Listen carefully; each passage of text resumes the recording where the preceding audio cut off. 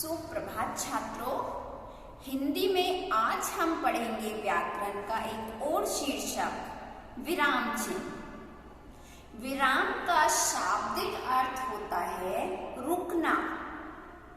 जैसे कि आप कहीं पर भ्रमण के लिए गए हैं, कहीं घूमने गए हैं, या सुबह के समय आप पार्क में घूमने जा रहे हैं, तो शायद आपको लगेगा कि अब मुझे विराम ले लेना चाहिए, यानी थोड़ा सा रुक जाना चाहिए। ऐसा नहीं है कि आप वहीं पर पूरा दिन बैठे रहेंगे, लेकिन आप थोड़ा सा विराम लेंगे, उसके बाद दोबारा से खड़े होंगे और घर चले जाएंगे, या और आपको घूमना है तो और घूमने के बाद घर जाएंगे। किसी भी कार्य को करते समय अगर हम उसमें थोड़ा सा रुक रहे हैं तो उसे क्या कहते हैं? विराम लेना। आराम अलग चीज होती है। आराम करना यानी कि आप पूरी तरह से आराम फरमा रहे हैं, आपने पूरी तरह से उस काम को रोक दिया है।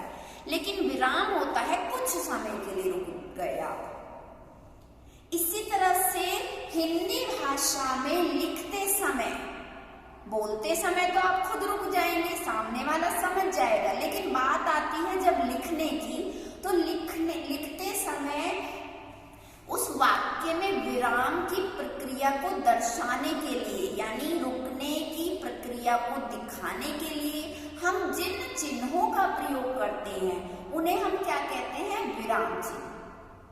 अर्थात किसी भी वाक्य को, किसी भी भाषा को जब हम लिख रहे हैं और हमें वहां पर दर्शाना है कि हमें बोलते समय उसे वहां पर रुकना है, या पढ़ने वाले को ये समझाना है कि इसका क्या अर्थ निकलेगा, उस अर्थ को अच्छी प्रकार से समझाने के लिए हम कुछ विराम चिन्हों का प्रयोग करेंगे, और उन्हीं को हम विराम चिन्ह कहते हैं, जो कि विराम के लिए प्रयुक्त होते हैं। विराम चिन्ह 9 प्रकार के होते हैं।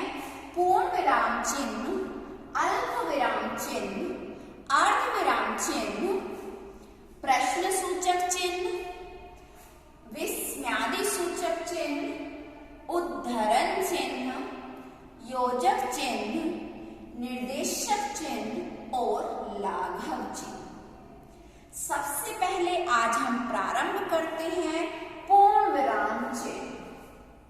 जैसा कि शब्द से ही पता चल रहा है, पूर्ण विराम। पूर्ण का अर्थ होता है पूरा। किसी भी वाक्य को लिखते समय जब हमारा वाक्य पूरा हो जाता है, उसके लिए हम पूर्ण विराम का प्रयोग करते हैं। जैसे माँ खाना बना रही है, मेरा वाक्य पूरा हो गया, मैं क्या करूंगी? मैं उस वाक्य के आगे पूर्ण विराम लगा दूंगी। इस प्रकार से हिंदी में पूर्ण विराम लगता है। मेरे पिताजी कार्यालय चले गए, मैंने अपना काम पूरा कर लिया है। कल बारिश हुई थी। तो जब हमारा, ऐसा नहीं है कि हमारी पूरी बात खत्म हो गई है, हमें बातें तो बहुत सारी करनी है, लेकिन उन बातों को हम हर सेंटेंस में, हर वाक्य में बांट लेते हैं। तो जब हमारा वाक्य पूरा होता चला जाता है, हम हर वाक्य के बाद पूर्ण विराम का प्रयोग करते हैं। तो बच्चों, पूर्ण विराम का क्या अर्थ होता है? पूरी तरह से विराम। वाक्य के पूरा हो जाने पर हम उसके आगे इस प्रकार से पूर्ण विराम का चिन्ह लगाते हैं। दूसरा भेद, अल्प विराम चिन्ह। अल्प का अर्थ होता है कम या थोड़ा, कम या थोड़ा, यानी कि वाक्य को बोलने के लिए जब हमें बहुत ही अल्प, बहुत ही थोड़े समय के लिए, सेकंड के लिए भी नहीं, नैनो सेकंड के लिए, सेकंड से भी छोटा नैनो सेकंड होता है, तो जब वाक्य को लिखते समय हमें बहुत ही थोड़े समय के लिए रुकना होता है, तो उस समय हम प्रयोग करते हैं अल्प विराम का। अल्प विराम को समझाने के लिए, निर्देशित करने के लिए मैं आपको बताना चाहती हूँ कि अल्प विराम को इंग्लिश में आप कोमा बोलते हैं। इस तरह से लगाया जाता है अल्प विराम, कोमा। जो कार्य इंग्लिश में कोमा का होता है वही कार्य हिंदी में अल्प विराम का होता है। यानी कि कोमा को ही हिंदी में हम क्या कहते हैं, अल्प विराम, यानी कि थोड़ा सा विराम। अल्प विराम कहाँ लगाया जाता है? अल्प विराम के लिए आपको 3 बातों का ध्यान रखना पड़ेगा। पहला, जब हम कुछ नाम एक साथ बोलते हैं, जब हम कुछ नाम एक साथ बोलते हैं तो उस समय भी हम अल्प विराम का प्रयोग करते हैं। जैसे कि रमेश, दिनेश, सुरेश, राजेश, राघव आदि सभी लखनऊ घूमने गए हैं। तो यहाँ पर मैंने बहुत सारे नाम एक साथ बोले हैं, तो हर नाम के बाद मैं क्या करूंगी, कोमा। जैसे कि राम, सीता, लक्ष्मण, भरत आदि सभी अयोध्या वापस आए। तो यहाँ पर कई नाम एक साथ बोले गए हैं, एक साथ लिखे गए हैं, जिस कारण से हर नाम के बाद क्या किया गया, अल्प विराम का प्रयोग किया गया।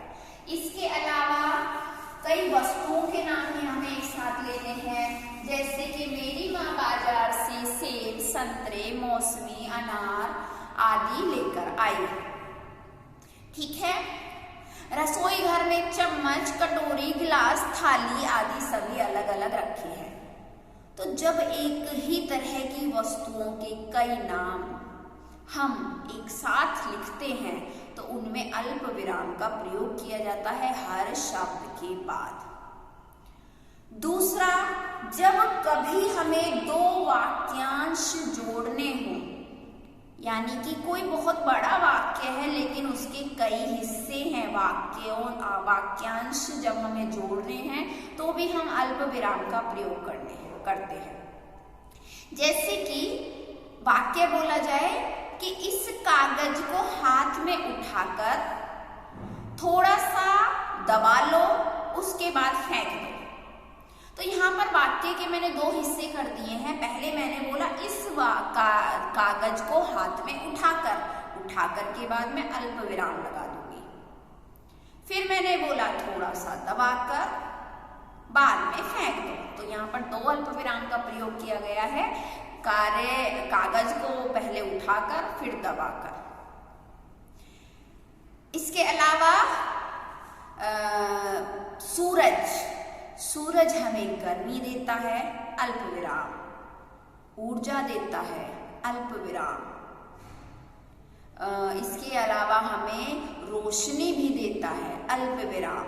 तो यहाँ पर सूरज के बहुत सारे कार्य बता दिए हैं मैंने एक ही वाक्य में, और हर कार्य के बाद मैं अल्प विराम का प्रयोग कर रही हूँ क्योंकि ये वाक्यांश हो गए हैं। जब वाक्य बहुत बड़ा होता है, उसमें कई कार्य होते हैं, तो उस वाक्य के कई अंश बना दिए जाते हैं, कई भाग बना दिए जाते हैं और उन्हें हम वाक्यांश कहते हैं। और वाक्यांशों में हम बीच बीच में किसका प्रयोग करते हैं, अल्प विराम का प्रयोग करते हैं। जैसे कि लोकगीत वाले पाठ में हमने पढ़ा था, लोकगीत नहाने जाते हुए अल्प विराम, नहाने जाते हुए रास्ते के अल्प विराम, ज्योनार के अल्प विराम, स्त्रियों के गीतों के अल्प विराम, वहां सभी जगह हम अल्प विराम का प्रयोग करेंगे। अपने दोस्त की बहन की शादी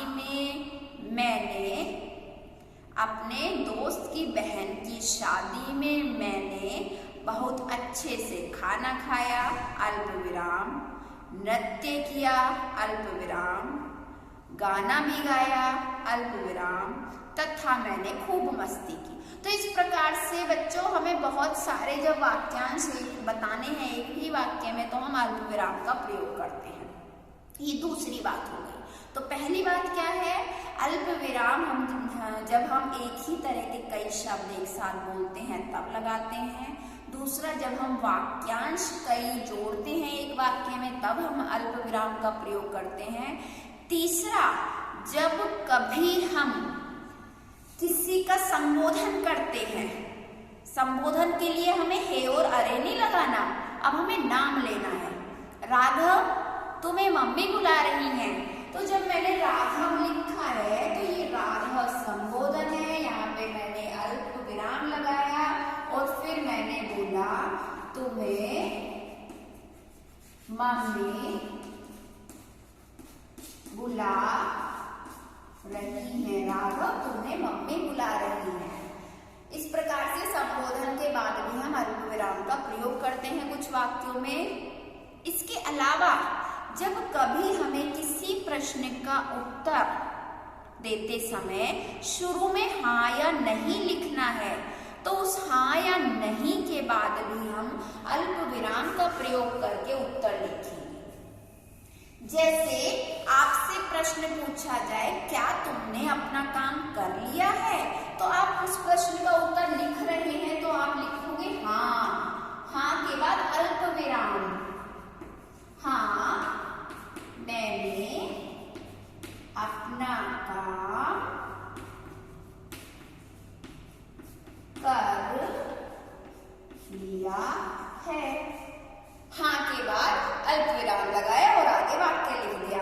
दूसरे, क्या तुम परेशान हो, तो उत्तर मिला नहीं, नहीं मैं परेशान नहीं हूं। इस प्रकार से बच्चों हमें हाँ या नहीं जब उत्तर में लिखना है तो उसके बाद भी हम अल्प विराम लगाते हैं, संबोधन में भी अल्प विराम लगाते हैं, और किसी के वाक्य को बताने के लिए भी जब हम बताते हैं कि माँ ने कहा, माँ ने कहा, इन्वर्टेड कोमा यानी कि उद्धरण चिन्ह तो हम बाद में पढ़ेंगे, लेकिन अभी बस मैं आपको लिख कर दिखा देती हूँ, माँ ने कहा। तो जब हम किसी के कहे हुए वाक्य को बताते हैं उस समय हम क्या लगाते हैं, इन्वर्टेड कोमा लगा देते हैं, उद्धरण चिन्ह से हम हिंदी में बोलते हैं। और आपने देखा होगा इन्वर्टेड कोमा से पहले आपका अल्प विराम भी लगा होता है। माँ ने कहा तुम यहाँ से चले जाओ, माँ ने कहा तुम यहाँ से चले जाओ। इसलिए आपको ध्यान रखना है कि उद्धरण चिन्ह से पहले अल्प विराम भी लगता है, यानी कि किसी के कहे हुए वाक्य को जब हम बताते हैं तो कहा लिखने के बाद, अंकल ने कहा, माँ ने कहा, पापा ने कहा, वो सब लिखने के बाद हम अल्प विराम का प्रयोग करते हैं, उसके बाद उनके कहे हुए वाक्य को लिखते हैं। तो छात्रों आज की कक्षा केवल इतनी ही। आज हमने अल्प विराम के दो भाग पढ़े हैं, पूर्ण विराम चिन्ह के दो भाग हमने पढ़े हैं, पूर्ण विराम और अल्प विराम। इसके कुल 9 भेद हैं, तो इसके बचे हुए आगे के भेद हम अगली कक्षा में पढ़ेंगे। आज केवल आप इसको ध्यान पूर्वक दोबारा पढ़ें और इसका दिया हुआ अभ्यास अपनी अनौपचारिक उत्तर पुस्तिका में लिखें। धन्यवाद।